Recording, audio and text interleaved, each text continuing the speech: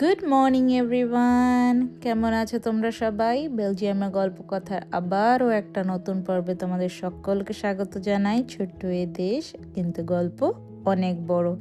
খালি পেটে খেয়ে নিলাম জল, রেডি হয়ে গেছি জিমে যাওয়ার জন্যে। আর দেখো, আমাদের বাগানের গাছগুলোতে কড়ি ফুটে গেছে, কেন কি গরম চলে এসেছে।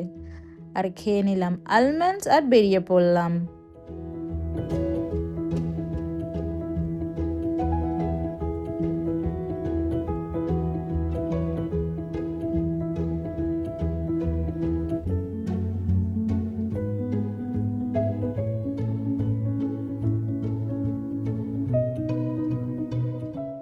পৌঁছে গেলাম জিমে।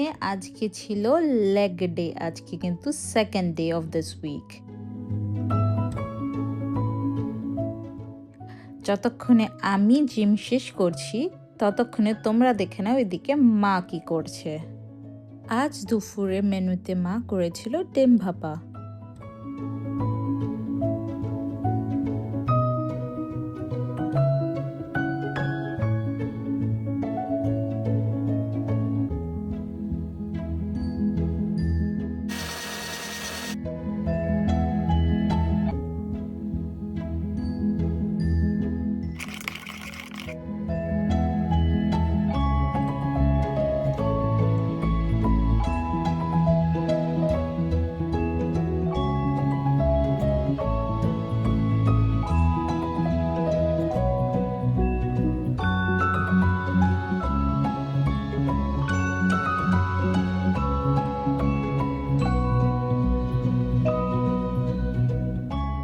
আমার আজকের সেশন এখানেই হলো কমপ্লিট। আর জিমের পরে আমার সিঁড়ি ভেঙে নিচে নামার আর পায়ে জোর ছিল না, তাই লিফটে করেই নেমে গেলাম।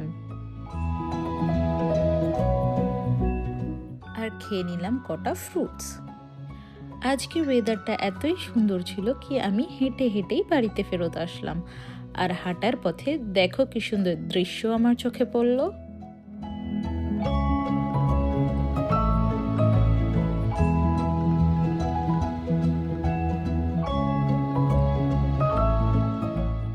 আমার বানানো এই ছোট মিনি ভ্লগগুলো তোমাদের কেমন লাগছে কমেন্টসে কিন্তু অবশ্যই জানাবে। আর যদি ভালো লেগে থাকে শেয়ার কিন্তু কাইন্ডলি করে দেবে, যাতে আমি আগামীকালে আরও খুব খুব খুব সুন্দর ভিডিওস নিয়ে আসতে পারি।